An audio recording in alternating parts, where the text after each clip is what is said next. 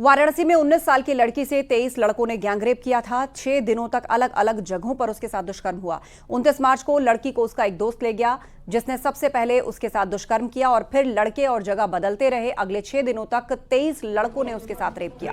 Police ने इस मामले में 12 नामजद और 11 अज्ञात के खिलाफ मुकदमा दर्ज किया। पुलिस ने अब तक 12 नामजद आरोपियों को गिरफ्तार कर लिया। 11 आरोपियों की तलाश जारी है।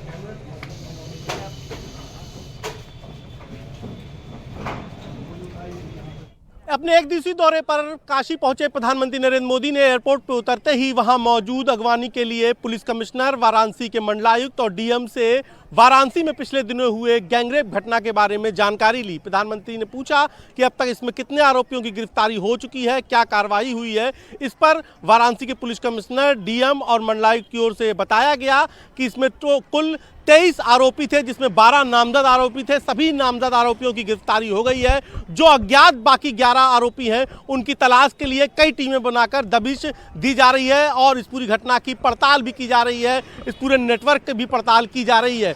साथ ही साथ जो आरोपी पकड़े गए हैं, उनका सभी का मेडिकल मुआयना करके उनको जेल भेज दिया गया है और आगे मुकदमे में इसमें कठोर या इस मुकदमे में इसमें विवेचना के लिए भी मुख्यमंत्री ने की ओर से पहले ही कहा गया था। प्रधानमंत्री ने भी इस पर संज्ञान लेते हुए पूछताछ की और साफ तौर पर निर्देश दिए कि पुलिस की ओर से इस पर मजबूत पैरवी होनी चाहिए, ताकि कोर्ट से भी आरोपियों को कड़ी से कड़ी सजा मिल जाए और जो शेष आरोपी हैं उनकी भी जल्दी से शिनाख्त करके उनको भी गिरफ्तार किया जाए। किसी भी तरीके से महिलाओं पर उत्पीड़न, बेटी पर उत्पीड़न बर्दाश्त नहीं किया जाए और ऐसी घटनाओं पर तुरंत कार्रवाई करने के भी प्रधानमंत्री नरेंद्र मोदी ने निर्देश दिया और इस घटना के बारे में पूरी जानकारी दी। बता दें कि पिछले दिनों वाराणसी में गैंगरेप की घटना सामने आई थी एक बेटी के साथ, जिसमें 23 आरोपी थे, जिनमें से 12 नामजद आरोपियों को अब तक पुलिस गिरफ्तार कर चुकी है।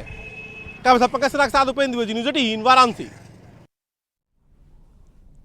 वाराणसी में पीएम मोदी के दौरे को लेकर लोगों में भारी उत्साह है। आतंकी तहव्वुर राणा को भारत लाए जाने पर बीजेपी कार्यकर्ताओं ने पीएम मोदी का धन्यवाद किया और पैदल मार्च निकालकर पीएम मोदी के पोस्टर के साथ नारे भी लगाए।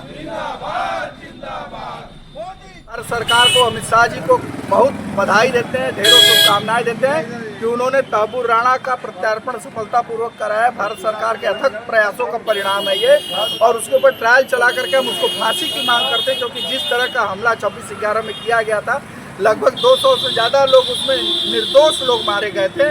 उनकी आत्मा को शांति तभी मिलेगी जब इसको इसके अंजाम तक पहुँचा दिया जाएगा। पीएम मोदी के वाराणसी दौरे को लेकर गंगा घाट पर उनके स्वागत और लंबी उम्र के लिए आरती की गई। प्रशंसकों ने उनके स्वास्थ्य की कामना की। इस मौके पर लोगों ने पीएम मोदी के बैनर लेकर नारे भी लगाए।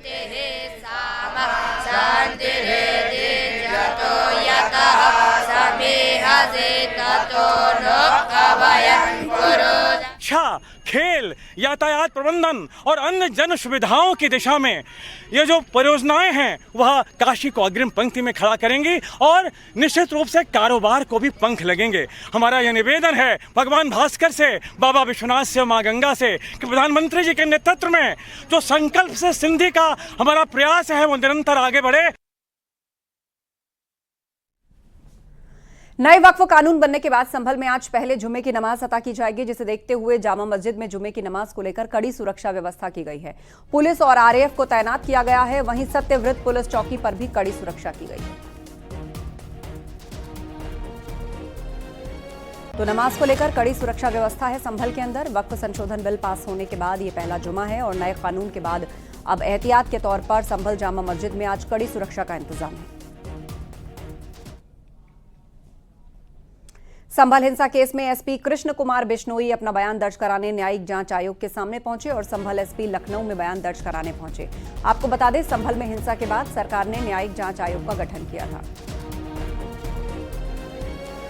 बीते 24 नवंबर को संभल में जामा मस्जिद के सर्वे को रोकने के लिए हुई हिंसा की न्यायिक आयोग जांच कर रहा है। इस दौरान आप देख सकते हैं कि मैं राजधानी लखनऊ के जनपथ में स्थित न्यायिक आयोग के उस दफ्तर के सामने खड़ा हूं, जहां पर आज संभल के एसपी कृष्णा बिश्नोई को अपना बयान दर्ज कराने के लिए बुलाया गया है। कृष्णा बिश्नोई करीब 11:10 पर इस न्यायिक आयोग के ऑफिस में पहुंचे हैं, जहां न्यायिक आयोग जो कि पूर्व जस्टिस पुलिस देवेंद्र अरोड़ा की अध्यक्षता में गठित किया गया था और साथ ही साथ उत्तर प्रदेश के पूर्व डीजीपी AK जैन और पूर्व IAS अधिकारी अमित मोहन प्रसाद को इस न्यायिक आयोग का सदस्य बनाया गया है। तीनों सदस्य इस वक्त SP संभल से बात कर रहे हैं, उनका बयान दर्ज कर रहे हैं कि आखिर ये घटना कैसे हुई। कैमरामैन गोपी गिरी के साथ राजीव प्रताप सिंह, न्यूज़ 18 लखनऊ। आगरा में करनी सेना की चेतावनी के बाद आगरा पुलिस अलर्ट मोड में आ गई है। करनी सेना ने कुबेरपुरा में 12 अप्रैल को रक्त स्वाभिमान रैली का ऐलान किया हुआ है और जिसे देखते हुए पुलिस ने फ्लैग मार्च कर शहर में सुरक्षा व्यवस्था का जायजा लिया। सपा सांसद रामजी लाल सुमन के राणा सांगा पर दिए बयान के बाद करनी सेना ने 12 अप्रैल को रक्त स्वाभिमान रैली का ऐलान किया। रैली में हंगामा होने के आसार को देखते हुए पुलिस ने शहर से लेकर देहात तक भारी संख्या में पुलिस को तैनात किया है। में ये मॉक ड्रिल आज करवाई जा रही है। दंगा नियंत्रण जो योजना है उसके अंतर्गत सभी पूरे आगरा कमिश्नरेट क्षेत्र के थाना प्रभारियों को और उनकी टीम को बुला के, जो रिजर्व फोर्सेज हैं उनके नेतृत्व को बुला के ये ड्रिल करवाई गई है। आने वाले समय में कई सारे आयोजन हैं जिसमें पुलिस प्रबंधन की आवश्यकता है और इसीलिए ये ड्रिल आज यहाँ करवाई गई है। आगरा में जामा मस्जिद में मामूली बात को लेकर विवाद हो गया। विवाद की शिकायत मिलने के बाद पहुंची पुलिस ने नजीरुद्दीन नाम के शख्स को गिरफ्तार किया। आरोपी लड़के से पूछताछ कर रही है पुलिस और आरोप यह है कि शख्स सौहार्द बिगाड़ने की कोशिश में है।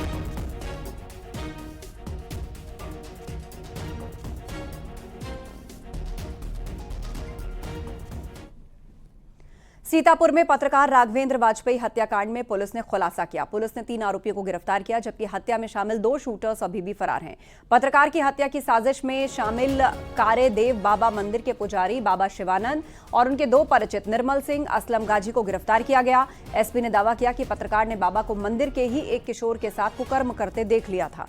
मामला दबाने के लिए पत्रकार ने 20 लाख की मांग की, लेकिन बाबा ने पत्रकार की हत्या की सुपारी दे दी। 4 लाख रुपए शिवानंद ने इन लोगों को दिए हैं। उस 4 लाख रुपए में से 1 लाख रुपए निर्मल और ये असलम गाजी के पास रहे हैं और 3 लाख रुपए आगे दिए गए हैं उन पेशेवर क्रिमिनल जिनकी हम लोगों ने पहचान कर ली है और उनकी गिरफ्तारी का प्रयास किया जा रहा है।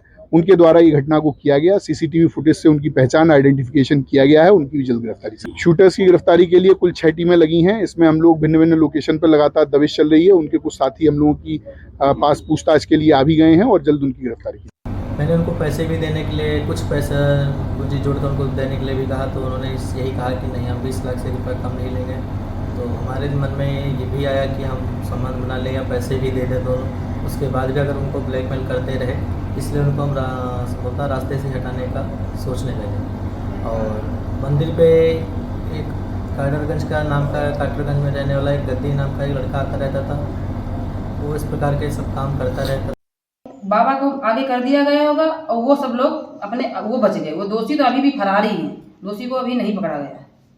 जो घोटाला चल रहा था, जिन भ्रष्टाचारियों के खिलाफ इतना पर्दाफाश किया गया, उनके बारे में कोई जांच चल ही नहीं। उन बिंदुओं पे कोई बात हो ही नहीं रही है।